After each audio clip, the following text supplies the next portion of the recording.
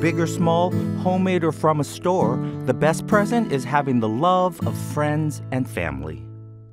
Happy birthday, Big Bird! Well, thank you, Grover. Oh, I am so excited. I want to give you the perfect gift.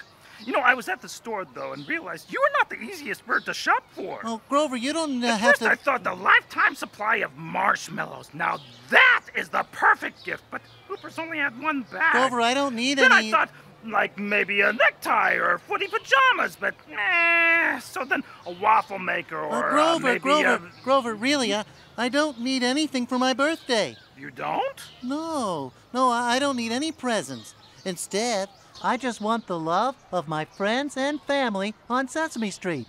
Showing you care would be the best gift ever. Oh, Big Bird, that is so kind of you. Great idea. Count this monster in. I just hope I can get a refund on those singing chickens I got you.